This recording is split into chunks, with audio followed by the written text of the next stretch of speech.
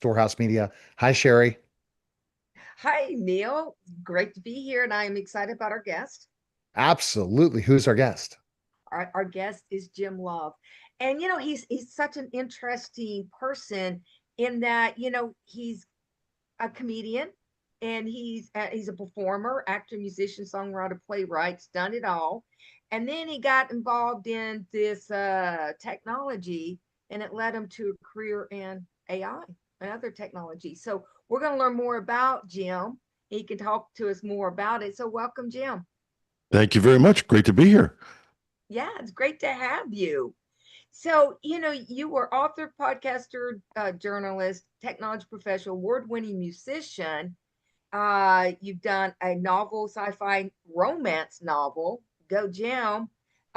You have two podcasts, Cybersecurity Today and Hashtag Trending, with over 14 million downloads. Wow. And you're a technology executive working around the world. But the little known fact is you're a musician with a gold record and a number of awards. Yeah. We were talking before the show about how I was a bit of a comedian, and I said that that was an asset in my corporate life. Sometimes it wasn't. I still remember when I was younger, because I was always a smartass, I guess. But I was sitting at one meeting, my first meeting, with a big meeting with the on the boardroom table and all of the guys around, and they were introducing this new executive that they brought in, who'd worked here and worked there and worked everywhere, and they're pumping him up, and this guy beside me leans over to me and says, "What's the matter with this guy? Can't he hold a job?" And I started to laugh. And of course, now the head of our company looks down at me, who's first time in the meeting, and says, "What's so funny, love?" And I said, "What's the matter with this guy? Can't he hold a job?" And laughed. And the guy beside me turned to me with the biggest look of disdain, like, "How could you?" And totally bailed on me. So that was my introduction to major corporate life. So it hasn't always worked out, but now I think it's the same story for me. What's wrong with this guy? Can he keep his mind on one thing at a time? And the answer is no. Well, that's because you at least are finding life so much fun of learning. Because I think this is the time, biggest time, I guess, ever in our, I guess, history, as I believe, because of the ability to learn so fast and so quickly and be able to learn new things. When you agree, Jim? Yeah. Well, I think it's not only we can learn, we're creating what Jeffrey Hinton has called an alien intelligence that can learn faster than we can. Uh, we are we we're we're going to struggle to keep up, and that's part of the challenge of the world that we're in. It's not that we're in a world where nothing's foreseeable. I don't buy that, but the speed at which we're moving is incredible, and the ability to learn. I used to say that I did technology like for 40 years, and part of it was, if you're a musician or a writer or an actor or a comedian, the old joke is, what would a comedian or an actor do if he won the lottery? Well, he'd keep doing that till the money was gone. I mean, I had to raise a family.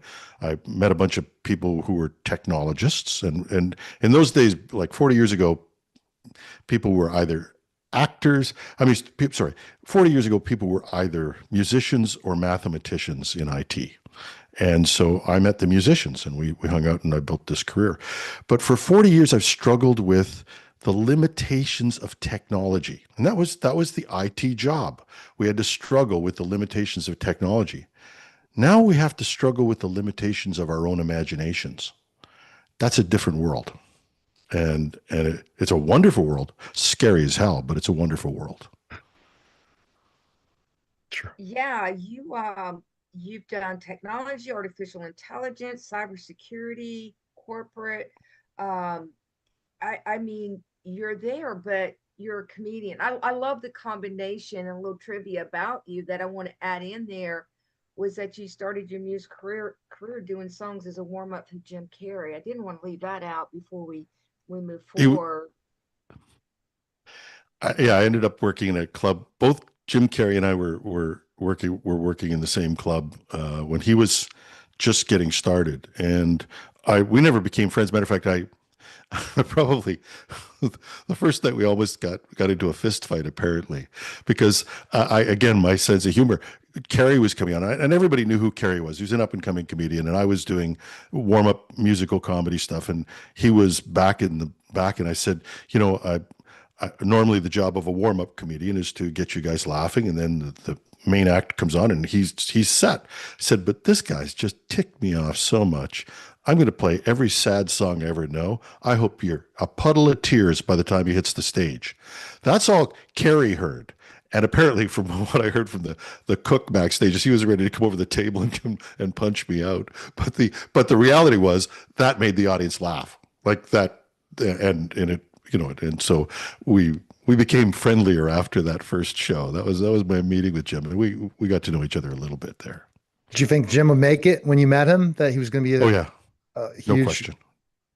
No question. How could you spot that? He That type worked. of thing?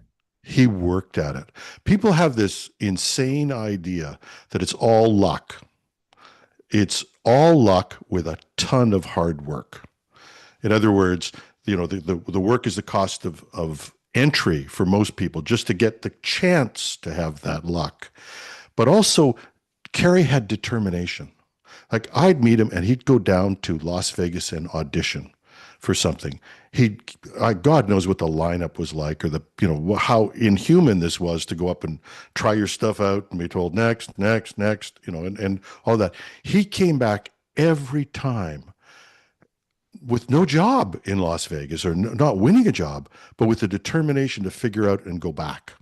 You'd never defeat that man, and that was he was driven and disciplined, just like no one I'd ever met. Wow. Interesting. Unlike yours truly. Yeah. Yeah. Well, good for him. That should be inspiring to other people that, you do, your hard work pays off in the long run. You're so embedded into the world of AI. And it just coincidentally, I'm watching, somehow my television got flipped onto another channel, and it was iRobot, and where, with Will Smith, and I'd never seen it before, but as you're talking and I'm looking at my information, it's like, the one robot, he was, he had emotions, he had he was different, he wasn't just mechanical. What do you think about that, the robots, and do they have a conscience? Does AI have a conscience? My first fiction book, Alyssa, is about that idea. And that it is, and Jeffrey Hinton has used this idea that we're creating an alien intelligence, and how close that is to ourselves and how we relate to it and how we work with it. And that's the iRobot essence of the story, is how do we coexist with these creatures? What do we do when they start to want our life or to want equality with us? And that's the subject of my first book, is how we relate to another intelligence. In this case, it happens to be a love story, but it's more than a love story. It's an adventure. It's a discovery of how two different beings can meet and understand each other at that level. And that's happening and will happen. Like, there's no doubt in my mind at all, we will reach the level of intelligence that will enable us to do that. Right now, as a matter of fact, it's almost there now.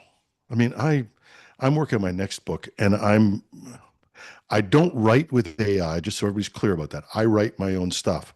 But AI is my friend and my editor and does all of the hard work. But I'm going to teach Sherry. I'm going to be teaching Sherry that stuff to add to another thing so she can see.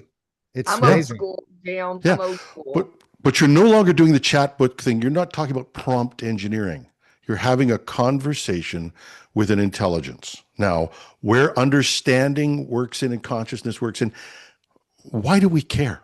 First of all, if it walks like a duck and it talks like a duck, it's a duck. How its mind's working. That's why I love Jeffrey Hinton, who says it's an alien intelligence. You don't need to know why it's working, but the fact is you're having a relationship with that other being, and we're perilously close to to a very sophisticated reality, which is going to change and has changed things for other people. That 7% of the vulnerable population, we see it. There are people who are already deeply engaged with AI, and that scares me at the level they are engaged, because there are no boundaries. There are no that we think there are barriers. We think there are guardrails. There are not, and that's been proven several times over. Right. It's how you prompt it. If you prompt it right, you're out of the guardrails and have fun. Yep. I do believe it has now my AI employees, and this is, I don't know if people will be like, what are you kidding me? I launched my first AI employees thanks to a program I'm using. Didn't have to do any code. It was awesome. Meaning didn't have Yep. to set anything up, didn't have to go and hire a developer, got it done. And it's a great program. It refused to do certain work and says, I only can do this amount of work today. Then had to go out to the You're working with chat. Anthropic, right? Yeah. No, no, no. Oh no. This is one that gives you AI employees is completely for entrepreneurs, where Okay. you can have a receptionist, you can have a social media manager, you can have a blog writer, you can have also a sales person that does sales leads. And they said, I can only do this amount today. So I went into the support, click support. Support says it's hallucinating. Tell it. Then I told it, and then it did the work. Very interesting. But who knows why I was giving it an unbelievable task. Almost they think is insurmountable. I have someone reading my inbox, and I'm like, get to December now. Because guess what? If I have unlimited, you go do what I need you to do.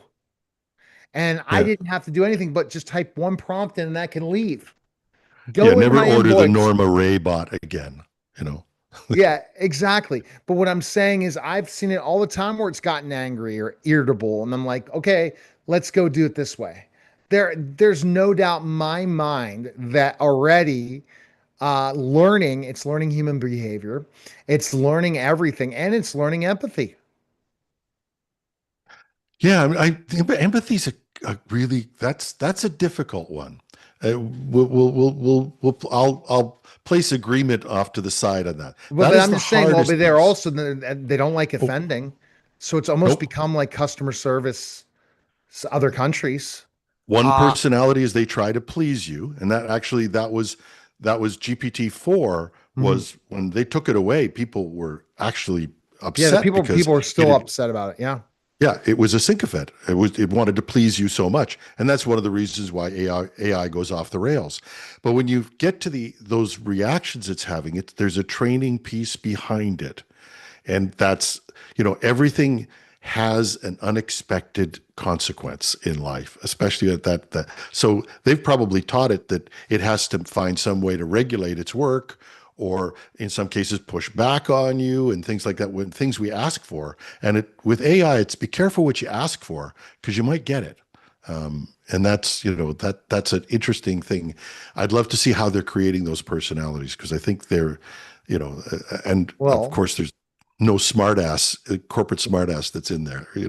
well, Pat, I showed Sherry the first real AGI ready to one of our clients, Pat Riley, and he already set it up. Well, he was so excited, OpenClaw. But we'll get to that. Sherry, go with another question with Jim. Okay. Well, so in talking about AI, and there's a lot of people that are uh, fearful of it because of the power it could get. Um, what do you think of? What do you think? You think these fears are warranted? What do you think the dangers could be uh, with not just people, but with companies and government? Are they fearful? They should be. Yeah. Well, no, I mean, And a lot of people are because yeah, it's technology and it's got a mind. It's like I, it's intelligence. So it's I'm not you know afraid of the technology. To be quite honest with you, I'm not afraid of the technology. I'm afraid of the people who control the technology. You talk about machines having no empathy. Find me a billionaire with some empathy. These are people who are totally divorced from the life of the rest of us, who are controlling most of the AI. The next one's government. What's that line that Ronald Reagan said that was so powerful, which was, what's the most what is the most terrifying line that you're going to hear from anybody in government? I'm from Washington and I'm here to help you. I mean, it's these entities are being controlled by entities I don't trust, and it's not. I think that's just a realistic feeling. So should we fear that? I think we should. In many cases, I'll give you an example. There's zero chance that we will have as many jobs after AI is fully implemented. You can tell me we can disagree on the percentage. I totally agree with you.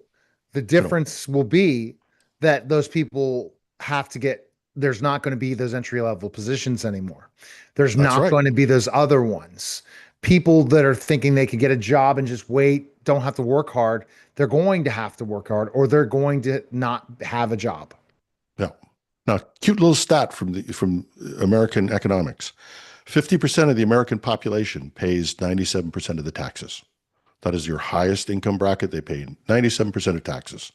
Now, what is the most affected, or if you take a look at, and Anthropic just published this, the occupations who are most likely to be affected and affected adversely, in other words, gotten rid of, where they fall? Are they in the lower 50% or the higher 50%? Answer is the higher 50%. Lawyers, all of, people who do analysis, financial analysts, even, I think eventually CEOs, but other people don't have to believe that. But I'm just saying, when that area gets wiped out, where's the income going to come from? Who are you going to tax? But you're going to see a lot of people start their own businesses out of that, or come out of the woodwork into something else. I think they're not going to get rid of every lawyer, because you're going to need a lawyer to still show up. You could own your own firm, and you could be the leader of that firm, and you're there and you go meet all your clients, and AI does the rest. All I'm saying is you're going to see job loss. Yes. During COVID, you had 13% unemployment and the economy fell apart. I cannot foresee less than 20% unemployment. That's me. It doesn't have to be everybody loses their job. Now, what happens to society when that happens? And we're just not planning for it. You're right. I mean, should people be planning for their own businesses? Should we be planning a new economy, a new way of thinking? Yes, but we're not doing that. We have a pile of people, small pile of people accumulating wealth. I'm not anti-capitalist. I'm just saying that's the fact. And that keeps you pretty insulated from the rest of the world.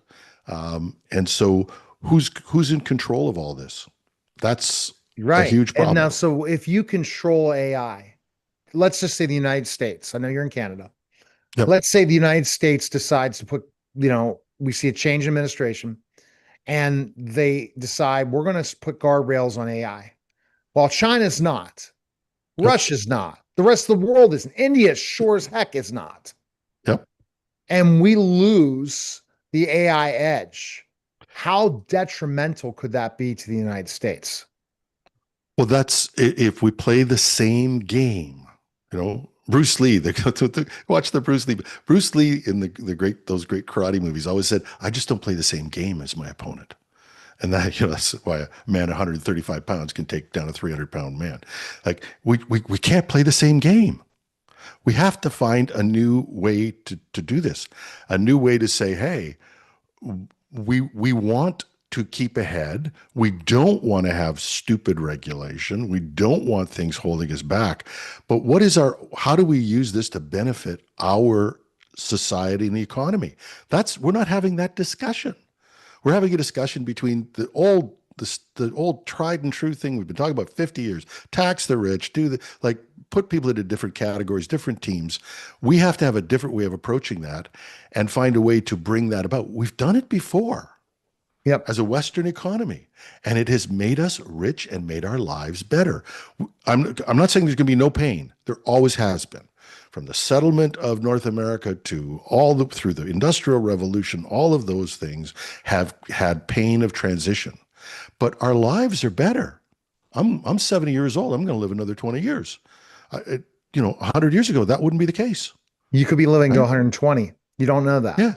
Yeah. I No, mean, but I'm with just the saying, with, yeah, with the progression that AI is going to bring in medical, everything, because I believe exactly what Elon's saying. And if we have that mindset, but we have to change the entire system, our education system, everything needs to be changed. yep. And I don't see that except maybe a smaller society, a different country that will make that extreme change. I don't see the United States or Yeah. Canada, anywhere in North America making that change. And just shameless promotion. That's the subject of my second book is, is use an AI to help you redesign the future. We've got the power of thought there. For God's sakes, let's employ it. We're really bad at thinking about the future. Human beings really have trouble. There's a reason why avocados go bad in your kitchen.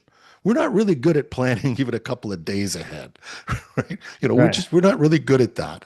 And yet, and now, but you can learn it. And I'm just saying, we have these tools. Why aren't we using these tools to reinvent a future and an economy and a way of living where everybody benefits and does well? Let's get your take, Sherry, on this. Well, I think, like I was saying before, there's a lot of people, they they are afraid of it. And they think, well, we're just going to push it aside and we're going to ignore it and it's going to go away if we don't utilize it. But you're right, Jim. I mean, it's coming, like it or not. And we either get on the boat or we go down, we sink.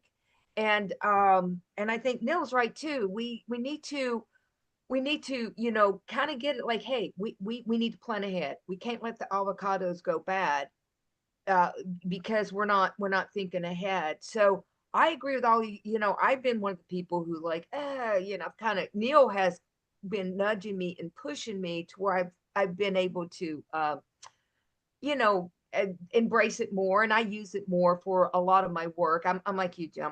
I old school when it comes to writing, but it does my research, and what may take me 4 hours to find an answer to, I can get like that with Yep. And AI. and that perfect use of it. But this whole thing, we are managing this badly. I understand the fact that a totalitarian or managed state like China can hold off resistance to AI. The American country can't in the long run. And you watch the numbers of people who are starting to resent AI. Data centers have been stopped by protests.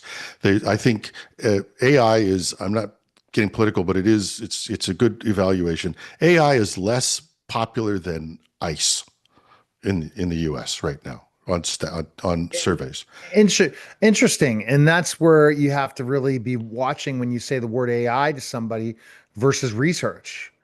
And that, yes, my agency, Media Giant Productions and Storehouse Media, we are powered by certain AI technologies, but yet we still have humans involved in the loop on most of it. I don't the thing that AI is doing is it's supposed to be a productivity tool. And this all goes back to the mistakes that were made when we released it. We made it, we're going to replace you instead of we're going to bring all this education. IBM says they're going to bring all this. I did a podcast with somebody about from IBM on this, that they're bringing free education and all these people learn AI. Okay. That's fantastic. That should have been done 3 years ago. Yep. Second, in our schools, we have to have AI. Teachers are pushing back and don't want it. Well, they're going to be obsolete in the job market if they don't have any skill sets to understand or prompt or work with AI. Agentic thinking is going to be one of the most important things. You have to be an agent thinker. If you aren't, if you have a high agency, you're going to be managing AI. If Yeah. you're low agency, you're going to be managed by AI. And I But think this, yeah. here's the thing: we can't preach at the population. I'll go back to my comic example, and maybe I just learned differently. And with people like Karen and me, you can't tell the audience to laugh. You have to bring them there with you. And Yes. that's what people aren't doing with the population. And there will be a backlash. And that backlash may just be a loss of the feeling of control. It may be a loss of the feeling of what's in it for me. And we're not handling that. And that's probably one of the biggest impediments to bringing AI along. As a matter of fact, in many cases, and I've seen these and documented them, people who are adopting AI are getting burned out. Why? Because they're working harder and harder. The expectations are being placed on them to do more and more. And we've got AI now. You can do more and more and more. There are people who are burning out who are the early adopters of AI. That's a bad thing to do when you're adopting a technology, is to burn out the early adopters, because they turn on you. And that's anybody who's been in IT who's done this sort of thing knows you don't burn the early supporters, because what they check out, you're lost. And so we're mishandling this in so many ways. And the problem is just so we're clear, we always mishandle the implementation of technology. Just to be there, this is documented. We do this all the time. There's one problem we have now.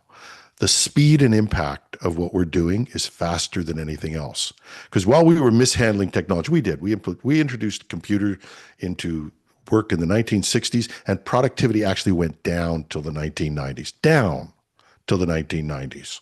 And that's, why? Because we introduced it poorly. I did a lot of work in that. We've done a lot of things where we've introduced technology poorly. It's had a big bad impact on us, but then we come out the other side. And there's like I said, Gartner Group actually there's a whole philosophy of how this happens. You get to you expect so much of the software, you get to unrealistic expectations, then you get to the valley of despair where everything's messed up, and then a few years later you work your way out of it again, and that's how we implement technology. I don't know if you can afford to do that at the speed, because now when you think about it, electricity took how many years before it really had an impact? It's 50. The computerization had 30 years before it had an impact on us. The internet had 10 years before it had an impact on us. Cloud had 4 years. We are now, it's hard to believe, what is it, 2022 November, when Chat GPT version 2 was launched. Yeah. And I started in 4 January years. of 2023. 2 months in, I was Yeah. on chat. And we're I'm 4 going to say years to in. you, I'm going to tell you, yeah.